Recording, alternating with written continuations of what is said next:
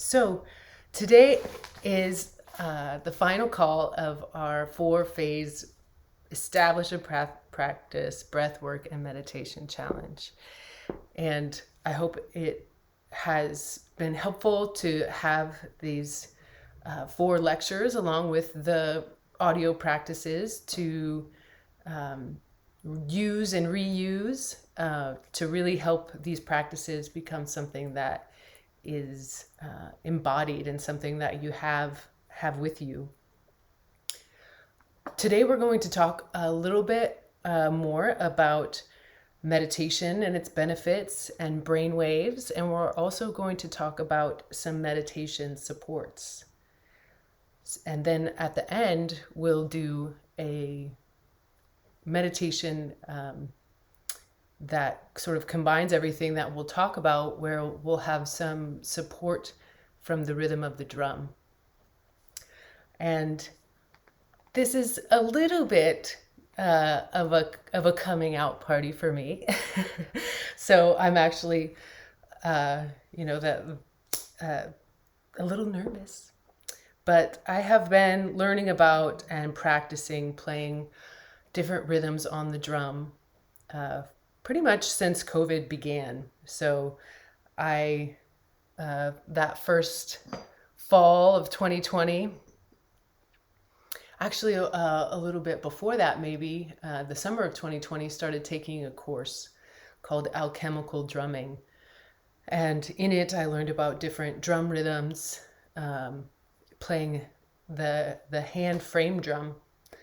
And it's something that I've continued to practice, and I also play drum rhythms in sound bath classes that I do, or what I'm calling sound nidras, so a mix of yoga nidra and a sound bath at once, because of its hugely beneficial support in moving into the meditative brainwave, which we'll talk about the specifics of.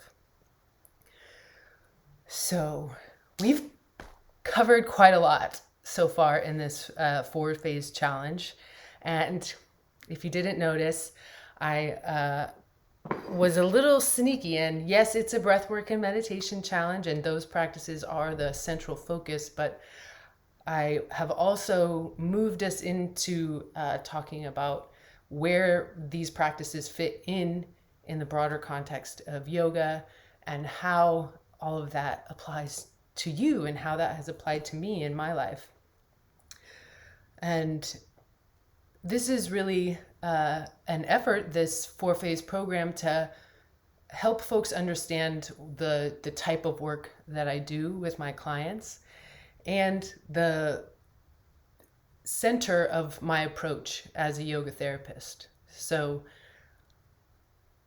as a practitioner that has been giving my best effort to do these things, I have a pretty good understanding of what a realistic practice is. And in my yoga training, there was lots of focus on how we learn as humans. So rather than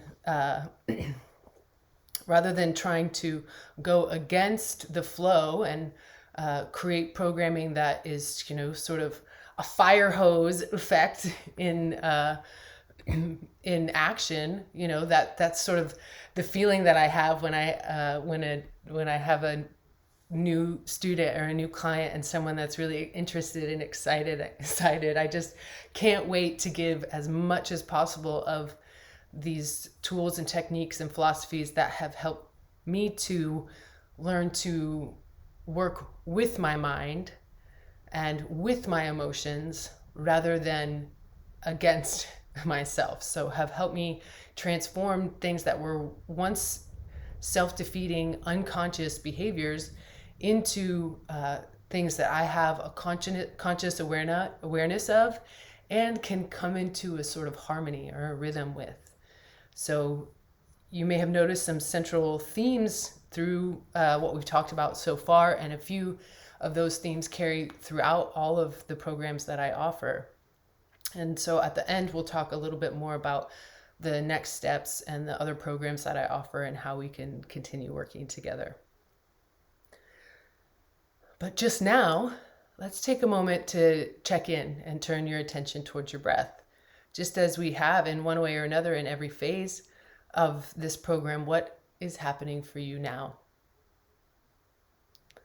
And we talked about in phase 4 this idea, we turned our attention towards ourselves and cultivated this awareness of breath and this stability in breath, and then practiced the breath regularly. And then in the last session, I invited this idea of split attention, where you're both feeling your own body and your own self and listening to me in the audios. And so now we'll add a little bit more of a refinement to that. See if you can have 75% of your felt sense of touch. So if you have 100% of attention, 75% of that 100% is on yourself and feeling your sense of touch consciously. So specifically your sense of touch. And then 25% of that is on other, or you could say your sense of sight, and then open your sense of hearing.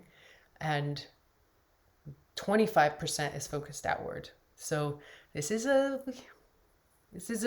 subtle thing, right? So we have attention that has only so much, and now we're trying to make really, really conscious where we're focusing that attention on our own body and on this exact physical environment that you're in right now. And in your world, that includes the computer. And for me too. So how much of the wholeness of the space that you're in currently can you take in with 25% of your attention? And then the other 75% is on your felt experience. And this is something that you can start to understand more and modulate. The thing that helps me the most is to think, okay, 100% attention on myself, and then and my sense of touch, then let me move my attention out to see what I'm seeing with my eyes, and to about 25%. So give that a try throughout the rest of this session, and then also you could refine that as a step in your meditative process. So when you bring your attention in and down to your breath to remember yourself yet again, once you do so, see if you can then shift 25% of your attention outward.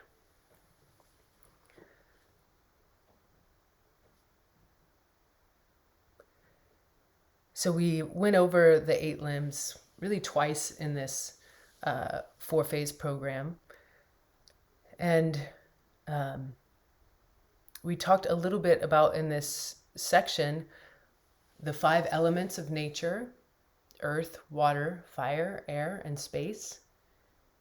And the qualities, or we didn't say specifically, but there's 20 qualities, or 10 pairs of opposites. And these two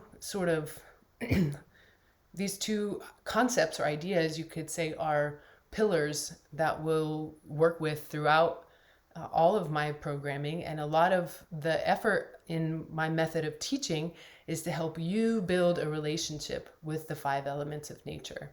And through building a relationship with the 5 elements of nature, build a relationship with the 5 bodies and your 5 senses that are associated with that, and come to understand which practices are appropriate for cultivating which elemental qualities. And so those things may just be conceptual to you now, but if you have some familiarity with yoga and Ayurveda, they're the main things that we start to put into action to affect change in our life. So they're how these practices get out of our head and out of conceptual things, and out of, oh, should I eat avocados or should I have sriracha on this meal? These specifics that sometimes we can get obsessed with when it comes to Ayurveda, and start to think about how we come into a felt relationship with the 10 pairs of opposites, and how learning about those helps you decide which elemental type practices would be appropriate for you to do when. So the goal with everything that I do with my clients is to make it so you don't need me as soon as possible, which is a terrible business plan. But the hope would be that after you come to learn all of the foundations of the information, that then you see the value in having a community of people that are just kind of using this language and speaking in this way. And we talked a little bit about that in phase 4. So a sangha, a group of individuals that are making an effort to devote themselves to yoga practice. And so there's your individual practice, but then there's the support of the group. And the container that I've tried to make with my courses and with the support of the calls and one-on-ones is to make it so that you're able to make that gentle, consistent effort over time that's required for seeing real change happen. So often we want to give it a try. We want to do it for 4 weeks and we want to see what this is all about. And you can for sure get a taste, but to really know, you have to walk the path. You have to kind of go into it and put your life inside of it and have a place to process, what's coming up and what's happening. So that's really the effort of the way I've organized my programs and my community container, is so that you can continue to have the support and the reminders, for the long haul. So, we talked a little bit about tracking your mood and beginning to see themes in what you notice when you turn your attention towards your breath and a meditative focus in the present moment. What sort of overarching things do you notice about yourself, and can you start to bring those to your conscious awareness? And I listened back to phase 4 today and I was like, oh my goodness, I needed to hear all that stuff again because I'm still doing it. So the effort in sharing about the insights that I've gained about myself through this practice is to give you an idea of the compounding benefit over time of seeing these somewhat difficult and painful to see patterns that we have. And over time, this is what builds the juice and the motivation to keep going, which is our overall overarching theme. Not sure what else to do. Breathe in and down and keep going, right? All right, and then we finally kind of wrapped up with this idea of absorption and talking about samadhi and what it's like, and maybe even some real life examples that you could relate to and have experienced before. And so the moral of that is, do more things that you love to devote yourself to and get fully immersed in and absorbed in, because it is through that act of doing what you actually love, what you mean to pay attention to with your full attention, that starts to really build our capacity over time and starts to cultivate the kind of life that is intentional and a sense of purpose, which is really an underlying need that we all have.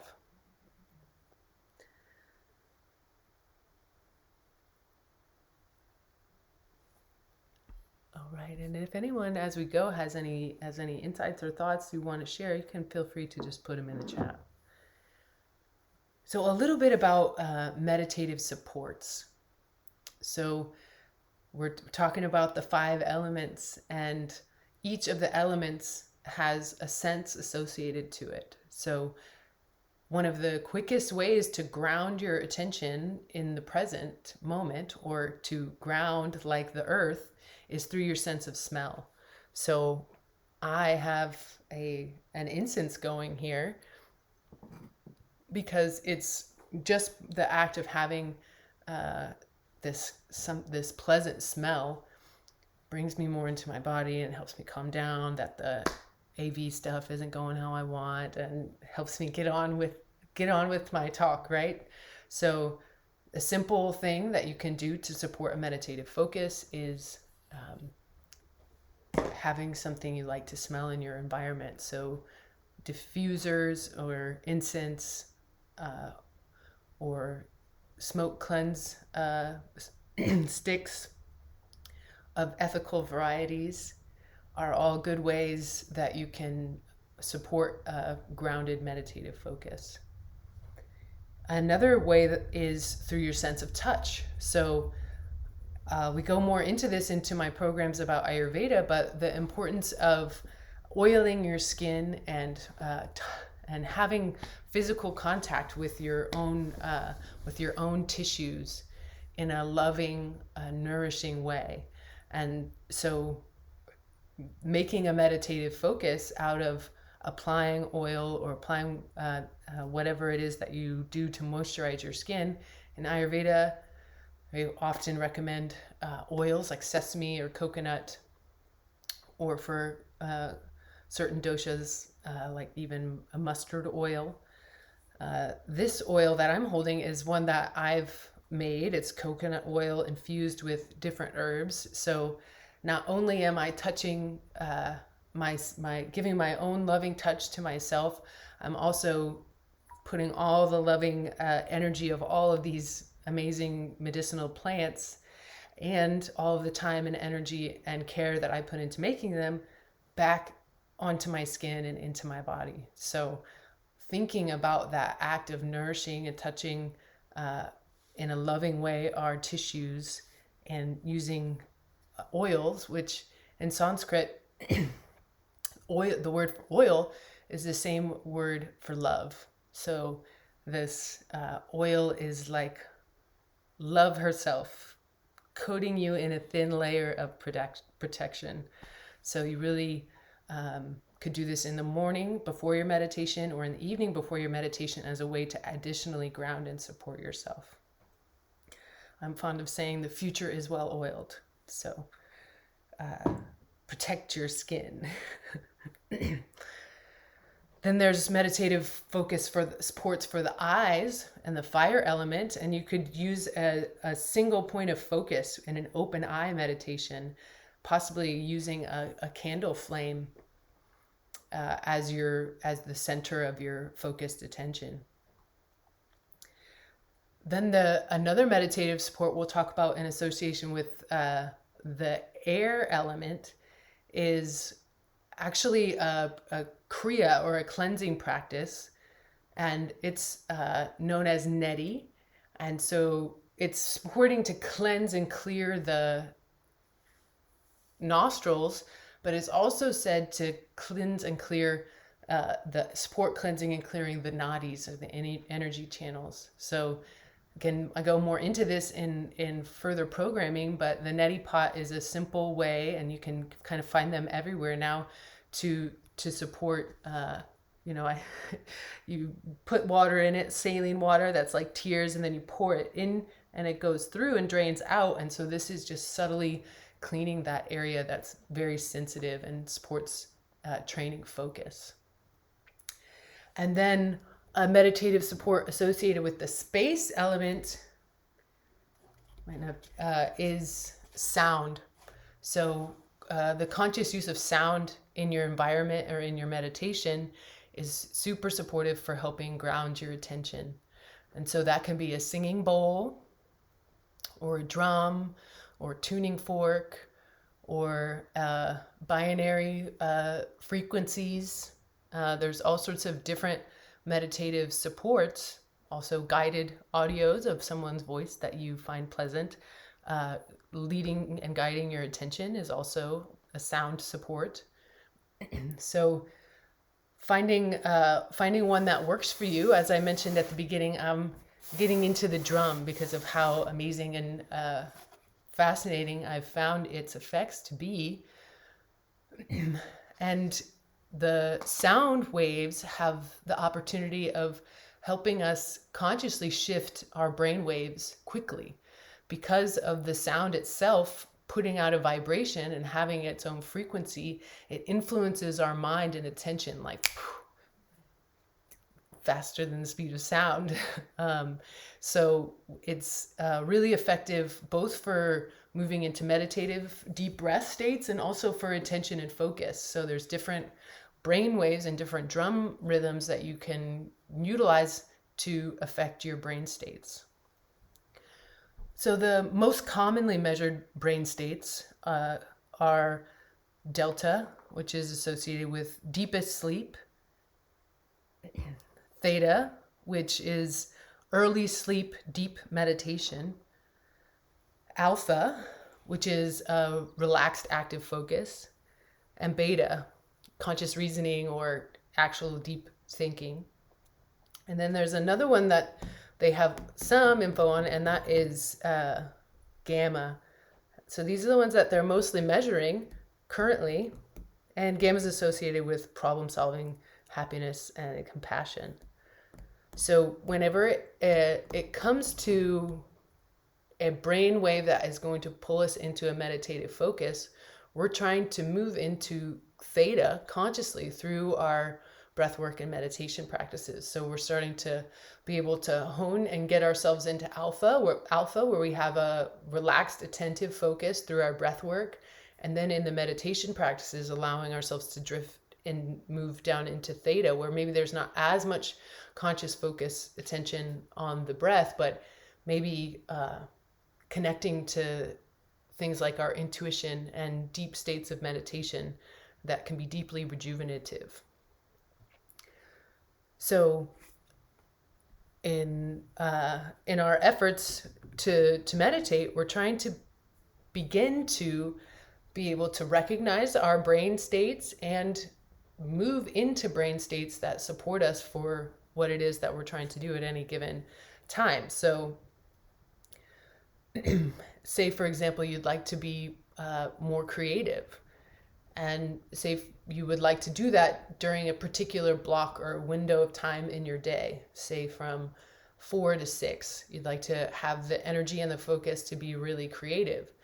Doing a meditative practice and a focus practice just before that time, especially ones that help you move into theta, can be deeply impactful in having the sort of relaxed attention that you'd like to have in that focused work session or creative session.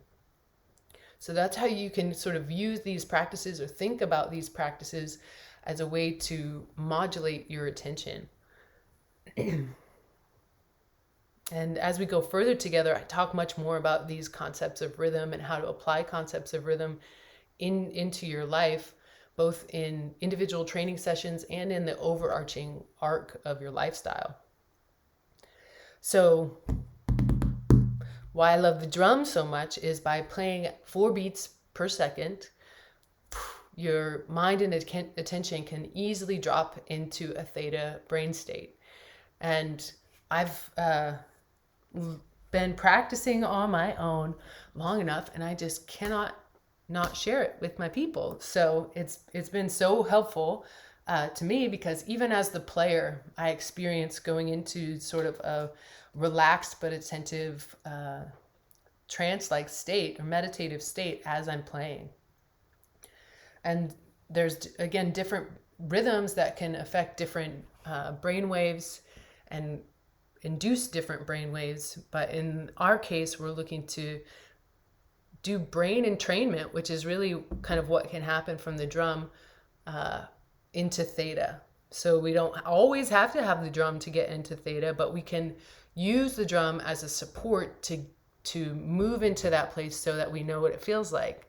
And so that you can receive some of the benefits as you're continuing to train your capacity to move into theta in a conscious way. So these are also what the practices of Yoga Nidra do, Yoga Nidra.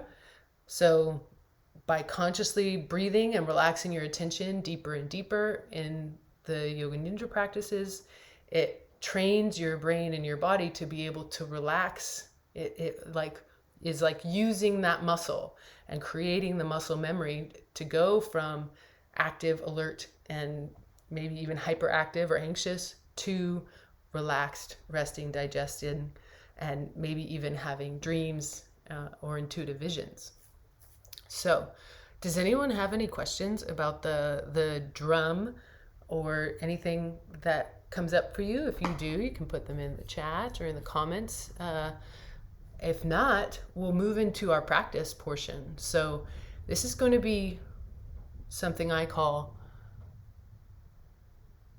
5 minutes to theta. Dun, dun, dun. So is it similar with singing? Yes. Chanting is another way to support, and sometimes often it's called a breath, it's called a pranayama. So chanting is like a full body action. You're using all the way down deep in your belly and your diaphragm to produce the sound and modulating the sound. So it's a great way to pull yourself into immediate presence. And so before this little meditation, we'll chant Om together. If you can stay muted or do as you like wherever you are. But we'll chant Om, and you can join in. And then we'll finish with an Om as a way to support grounding your attention. It's like you're able to move more deeply inside by that felt vibration of your own voice, of your own tone being produced. Yes, so I've experienced that as well with chanting, and I really love chanting as a practice because it is so effective at pulling us into states of really devoted presence. Even if the song isn't such a holy song, it really can work to pull us into a deep and relaxed meditative state. You can hear the tension in the tone of your voice, and so it is this feedback loop for relaxing, not just relaxing in the belly, but also relaxing deep into the head and in the face and the jaw and the throat and around the heart and chest. So thank you so much for bringing that up. Singing and even humming. So if you don't feel like oming with me, you could just hum and produce a sound that feels comfortable and soothing to you. Great. Okay, any other thoughts or questions? I appreciate that so much. Okay, all right, so make yourself comfortable wherever you're at, and we'll Om together once, and then I'll play the drum for 5 minutes, and then we'll Om again. And all the things that we've talked about and put in place or established since the last in all of the previous sessions apply now. So finding your steady posture that's comfortable, that you could maintain for that duration. If you find that seated restricts your breath, being welcome to lay down. And that's come up a few times in the challenge. It feels way different to be seated and breathing as it does to feel lying down and breathing, maybe much more restricted. And that could just be a sign pointing to where your work in your posture practice is. So where strengthening or mobilizing would support being able to hold a steady, stable posture and feel an easefulness and a completeness in your breath. So that would be, I guess, a soft pitch for continuing to work together, because we can do some screening methods and some different things to find out exactly where our work, in posture practice should be, and I'll make you a personalized practice. Or if you just want to reach out and let me know what's going on, I can make usually a video recommendation that will point you in the right direction for what to do in your posture practice. All right.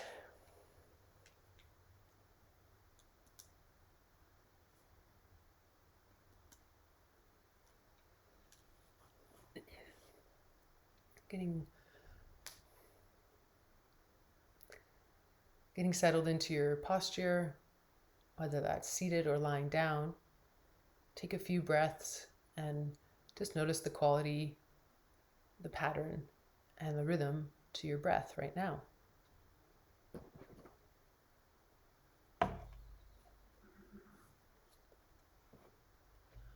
And we'll begin practice with an Om, taking a deep inhale and exhale to prepare.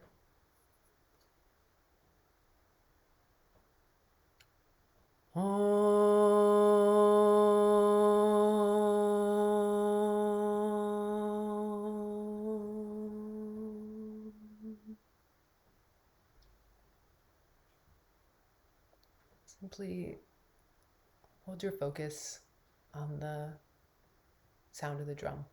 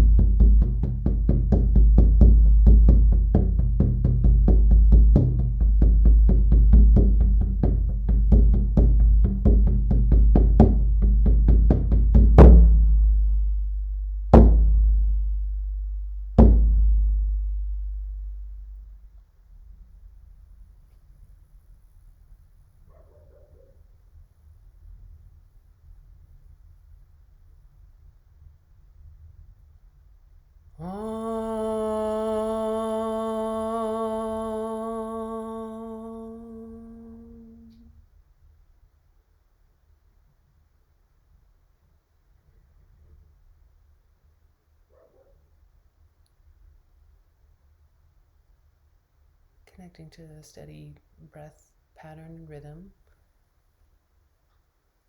This concludes our guided practice.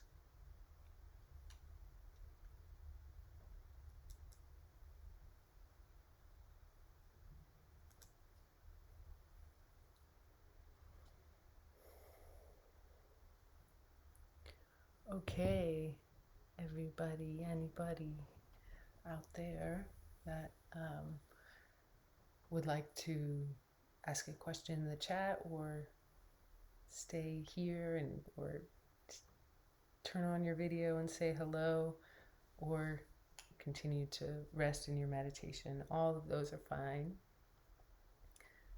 So as I mentioned, I want to just talk a little bit about the next steps and what I call the next right action, which is really what we're hoping to connect in with all of these practices that we're doing. The ideal next step to continuing together would be to schedule a one-on-one. I will place a link in the chat where you can do that. And in that one-on-one, we will make an action plan for you based on what you tell me about your goals and where you're at and what's going on with you. We'll devise a plan for the next 1, 3, 6 months to 1 year, depending on how far you know already that you want to take it. And you don't have to know exactly how far you want to take it, because we could just take the next step, which would be my Foundations of Therapeutic Yoga program, which you could sort of think of as a Yoga with Jamie 101, where you get an introduction to my method of teaching and all the different foundational practices that we'll use. And that's over a program over 10 days. But based on what your schedule is, we can expand that or contract that to make a program that's most appropriate for you in your life. That also includes a 90-minute one-on-one where we'll do a little bit more of a full intake and some screening, and I'll record a personalized practice just for you based on your needs, goals, and capacity. And from there, we decide how long it would be appropriate for you to work with that practice before taking the next step. There's really 2 different steps you could take from there. One would be moving into more of an Ayurveda track, which would be my sanctuary program, or an Ayurveda 101 that we're really doing over the course of a home retreat. So over 10 days, you start to put in practices into your life little by little over the course of the 10 days. And then we even have the opportunity to do some different things like an Ayurvedic cleanse, and for you to kind of pick and choose which practices will be most appropriate for you, as well as get a dosha assessment and 2 additional one-on-ones for us to talk more about that in person and modify your practice or your program as necessary. And then if you're interested in kind of taking on the full yoga therapy program that I call Live and Flow, it's really a combination of everything that we learned from the Foundations and the Sanctuary program, then put into place a routine that supports a 1-hour class, maybe every day, or maybe 3 days a week, or maybe whatever your life can handle. You don't have to worry too much about if you get it right, or if you are able to do say you choose at first to do 5 days a week, but realistically you can only do 3. That's fine. All you do is just take the next class. So all you do is take the next right action, which is the next class in the program. And over the course of about 40 classes, you really get an embodied lesson in the wholeness of yoga. And so I could go into great detail about all of the ways that I've created this to really work for a whole variety of people, and how it can meet you where you're at and help you stay at that place where you're at your capacity, but not beyond your capacity. So we're working with the right percentage of change over time, so that your body can really, so that we can go at the pace that's appropriate for your body and your life.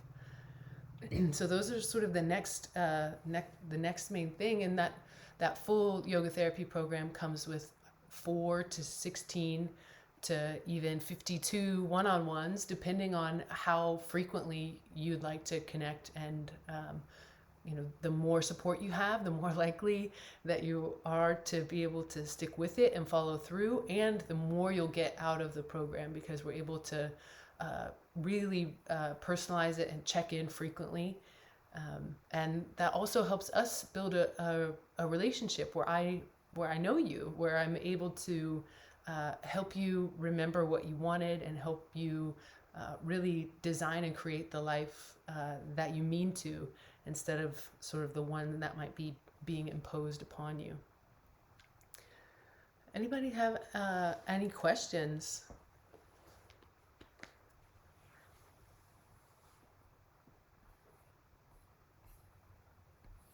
Let's see if my video works. Oh, yay. Hey.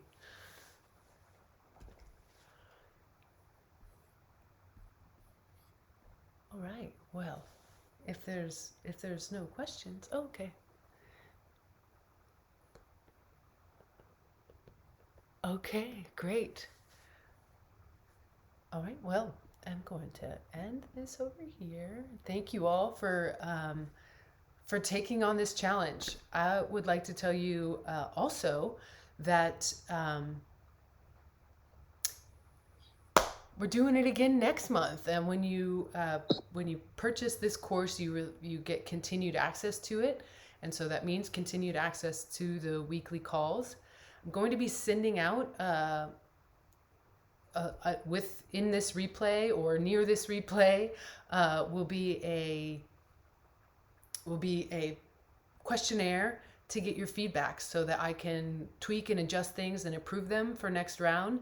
And one of the things that I'm hoping to get clearer on is a live call time that works for the majority of the folks. So please give your input, because really do get the most out of these programs when you come to the call and ask your questions and really engage. It's just one of those things, you get out of it what you put into it, and however much you can do is enough, and you'll get something out. But the more that you can sort of show up for it, the more benefits that you'll see. So give me your feedback and let me know what call times work for you in October. And invite a friend this time. If you found it helpful, share the program with someone else. It's in October, it's $27. And then the next month in November, it will go up to, I think I'm doing 2 for $75. So the price will go up each month, so that you'll do it now. Do it now. Save and do it now. So anyway, that's just hopefully an incentive to commit yourself sooner than later, because you will see the benefit then sooner than later, and reclaim your attention sooner than later. All right, well, I've had a lot of fun, and hopefully I'll see you next month for the calls, and I see you. Keep going. Could I ask a question, Jamie? Yeah. Okay.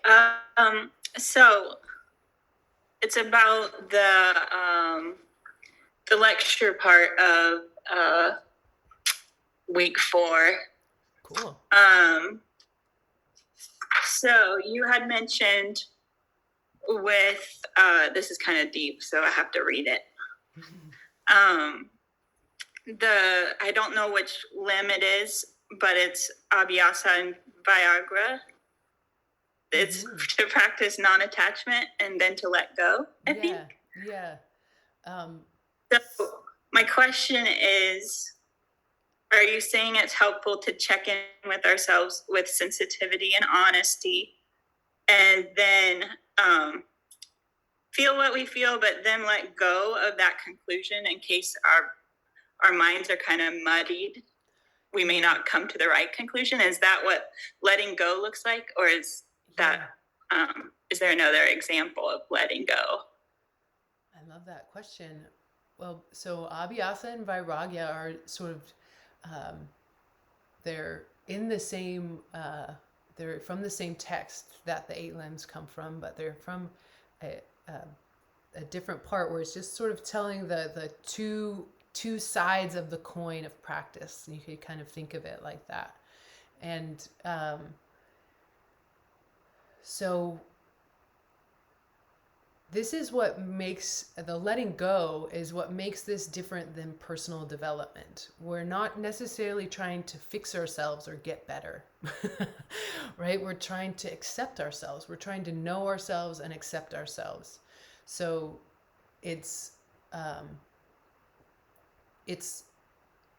turning towards who you are, turning towards yourself at a soul level, and starting to identify with yourself at a soul level and not identify with your thoughts, emotions, and behaviors as much as with your soul self, as your spirit. And so we're trying to clear the lens that blocks our soul or our innate light or inner luminosity from shining forward. That sorrow that can veil that, or the heaviness, or the trauma that can veil that. We all have a pattern that veils that, but we also all have a higher self. One of my teachers here, where I'm filming from at the Circle Yogashala, Matthew, says, "It's Sky Jamie. You got to connect with Sky Jamie." Right? So our higher self, our that vision and that knowing of our own potential that we feel and know and have in some way, the experience of the cumulative witnessing of ourselves, that is meant to come through. So we connect to that at the spiritual heart. So the practices that most of the yoga nidra practices and the meditation practices that I do all finish at the heart. And you start with feeling the physical heart, but it's so that you can connect to the physical heart, the source of the heartbeat, and the reason that you came here in a way, that what is at the core of you that pulses life into the body that you have. And so by feeling yourself in a certain location in space, and by feeling yourself present in the body, you are staying connected to your soul self rather than mind. And we could think of mind as the patterning that keeps you alive, the patterning that could allow you to drive home from work without thinking about one turn that you made, or doing the whole thing totally unconsciously, right? It's our autopilot, which is amazing and magical, and thank goodness for it, right?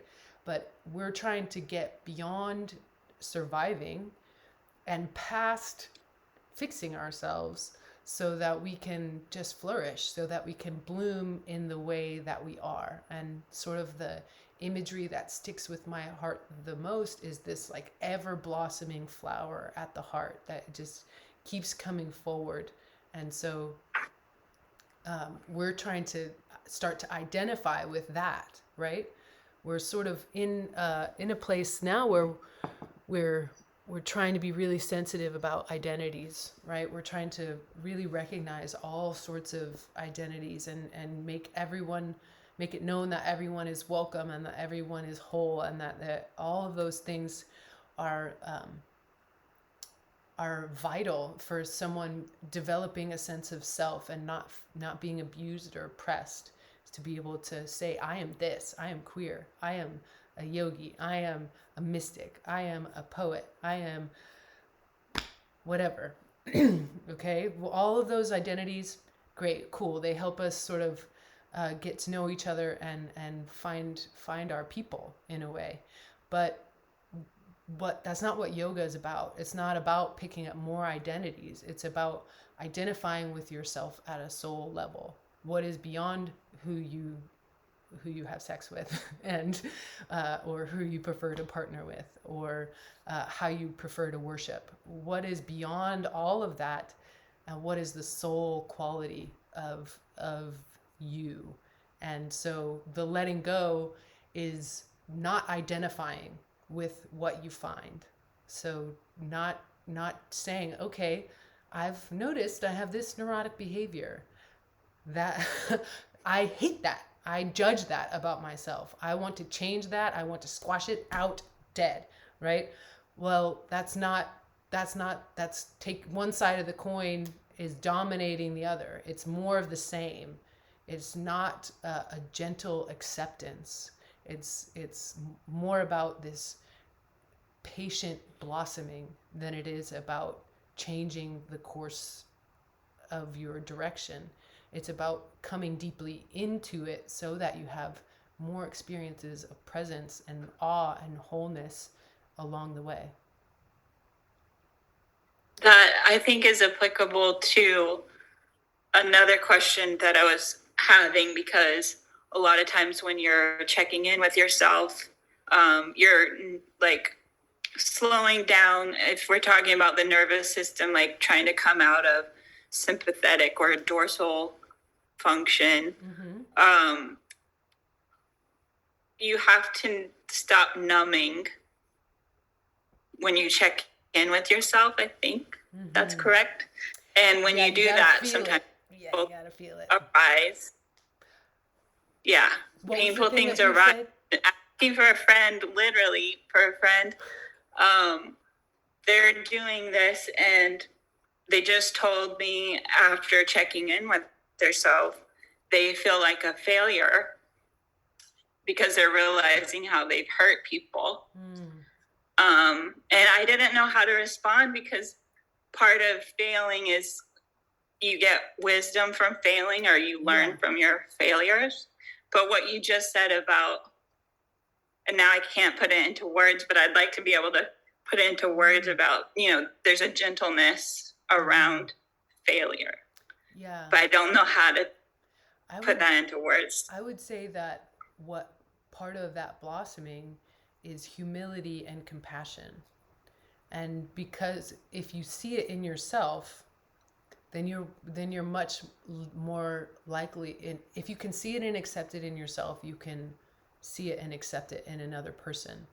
And also worth mentioning is this idea that we are projecting outwards what we're doing, right? And so for us ever to stop hurting people that we love, we have to see and recognize and feel the pain of doing it. And that pain is what creates the change. That not through your effort does the change happen, just through your attention and through seeing it and feeling what the consequences are to yourself and to others. And so, yes, feel feel that it hurt, and feel how it hurts to hurt people, so that you'll stop, so that you can stop, because the patterns that would cause us to hurt someone that we love are deep. They're beyond what we can consciously change. They're deep patterns of survival. And so only through taking action where we burn to know ourselves and surrender, right? So we want to know what it is we're really up to. We are willing to do anything to see and to recover the sense of self that's in alignment with Sky Jamie, with the higher self that is deeply hurt by hurting others, and deeply compassionate towards the struggle that all of us face.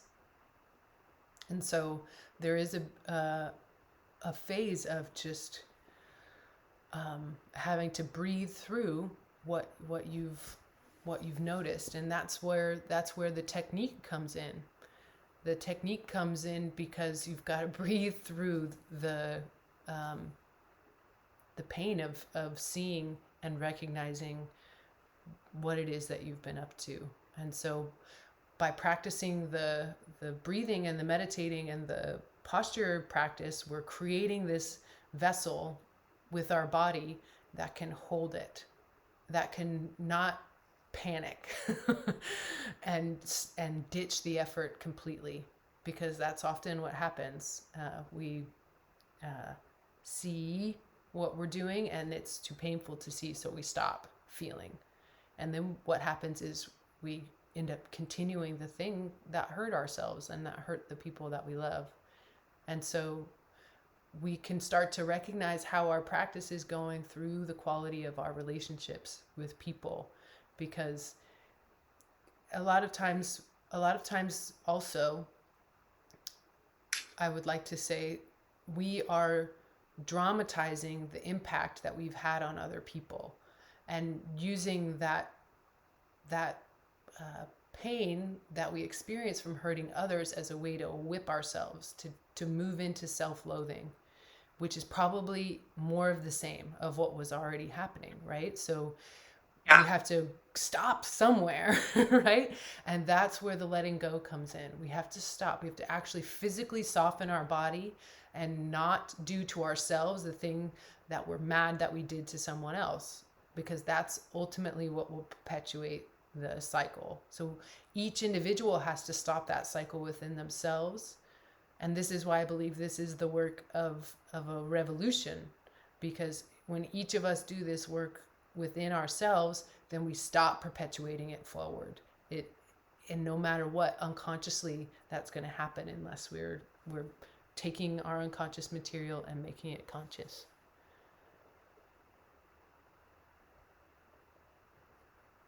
Okay. I think that was a great question and a really good conversation. Thank you so much. Any Thank final you. thoughts on that? I wish I had, I think the recording stopped, hasn't it? I wish I had that recorded, because I feel like I recorded it. I did. Okay, good. Great. Yeah. Good. Yeah. I honestly feel like I can't quite sit with it until I've listened to it a couple times. Yeah. It's a similar thing for me too. That's so yeah, I've listened a few times and then go back, 6 months later, and you really hear it all differently too. Yeah. Well, good. But that's what I've been doing with the lecture from week 4. I've listened to it several times now, but it, like I told you, in the comments of the community page or whatever, it keeps just like, it's reframed, or it's given me a vision of what the future can look like in a way that I think I needed. You always hear people say, like, you want to show up fully for your life, you want to be a whole person, but sometimes life is too scary for that to sound appealing. It's like, why do I want to show up fully for a really painful life? But then with you showing kind of, you can love and have lost, and there's still an element of all that you can have throughout that situation, through the pain, all those glimpses of what you were talking about just kind of made me feel better. Like, numbing is more painful than the pain I'll feel when I lose a loved one or whatever. And I don't know, it's stuff that you hear, but for some reason it's just resonating with me through this whole process of breathing practice. I think it's because of how you set it up. From week 1 to week 4, it just kind of, you helped, I think the way you set it up helped it resonate for me by week 4, so that the goal was really clear by the end. Well, thank you. That means so much, because there is really something to that the right order, and kind of experiencing things. And I just feel so sneaky, right? Breath work, but so much, so much. And I know. Yeah, I really appreciate your level of engagement. It's been really fun And that was the hope, is that there's, yes, you're established in regularly doing a breath work or meditation practice, hopefully, but also this established in soul level identity, so that it doesn't become you're good or you're bad whether you do your breath work or your meditation, Yeah. but you are noticing, and you're noticing your behaviors, and you're coming to know Yeah. yourself, so that you can see the difference between your, say, survival based instinctual self and your higher soul level self. And Oh, what's developed in me is a deep appreciation for the survival mechanism. Like, damn. Wow, how amazing. And so I get to live and operate in that, and I get to start building a trust with that rather than this contemptuous relationship yeah. or this inner conflict. It's beautiful. I love it. Oh, I love it too. I don't know if anyone else has a question, but I can pause for a second. But I do have one more question, but I don't want to take up someone else's time. No, there's, I think anyone who's here is just listening, so go ahead.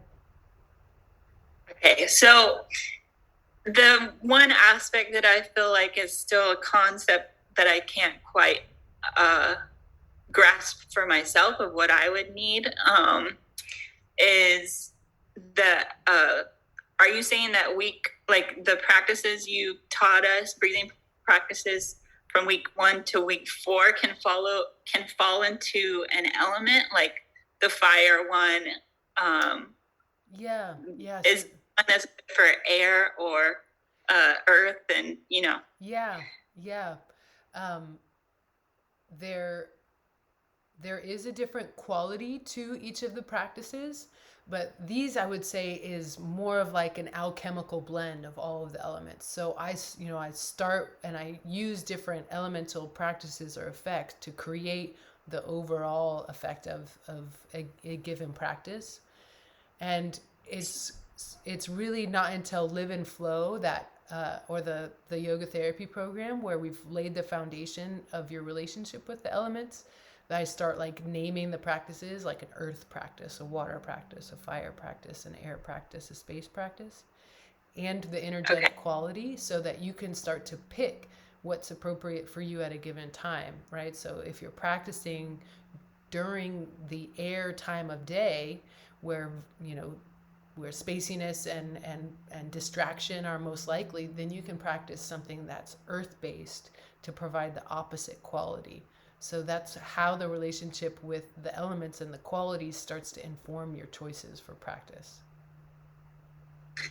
Okay, and last week, I think I didn't quite understand the question last week when you asked me, but you asked something along the lines of if I could tell which practices were either beneficial to me or which ones which point I was at in the practice. Yeah, I'm not sure what. If you felt like, and I just wanted. If you felt like you met your capacity in session 2, and maybe you should stay at practicing the practice from session 2, say for 2 more weeks before revisiting session 3, and then seeing if your capacity has built to the point where you don't get lightheaded, or you don't have any sort of emotional disturbance, that it's gentle. If a practice jars you or makes you super sore, or you find yourself unable to focus on it, it may be that it's beyond your capacity at that point, and just return to the one just previous to that and see what the effects of that are. Because we're trying to create a balancing energetic effect. We're not trying to to do more of the same. So say someone already has a lot of heat, then doing a fire practice may create overheating. We want to do a cooling, calming practice to bring the opposite effect. I see. Does that answer the question? Yeah. Yes. I did notice that I haven't at least been anxious. Like the breathing hasn't made me anxious again, except the beginning of week 4, or no, no, week 4, all of week 4, I haven't felt anxious or anything. No anxiety induced from breathing at all. So that's good. That is good. That it's a good sign. Becoming good friends. Yeah. Great. And so, what do you imagine you'll continue with? Do you feel like you have a good idea of how you'll keep going? Well, I'm not totally sure. I know that the night before last, or a little bit before that, I did all of the practices that were around 15 to 5 minutes so far. Like, there's about like 4. I think there's some that have 2, but around there, the 4 audios, and I did them one after another, and it felt really good. So I might do that a few more times. I don't know how long it took in total, but I was thinking of doing that a few more times. And I don't know, I really like the one that you move a lot. Week 3, yes. Great. With the reaching back and Sphinx and all those poses. Good. But I mean, my favorite is listening to the whole lecture plus breathing part of week 1, just because I think I needed a lot of quiet and meditative support. Mm-hmm. So I know I'll go back to that one too. So. Great. All right. Well, you're building your little library. Yeah. That's so good. All right. Well, I have enjoyed this so much, and I hope you'll join next month for our calls if you would like. Otherwise, I think, we're going to keep on going, right? Yeah, I'm definitely going to do one of the foundations program. Should I do both? Well, we only have to take the next right step, so we don't have to worry about that. Yeah. In October, we should do foundations, and we'll see how that goes, and take it one step at a time. But I will be telling anyone close to me that I think would like this breath work. I will be telling them that you're doing it again in October. So great. Thank you so much. Been very helpful. Good. Yeah. All right. Well, I'll see you soon then. Hey. All right. Okay. Bye. Bye.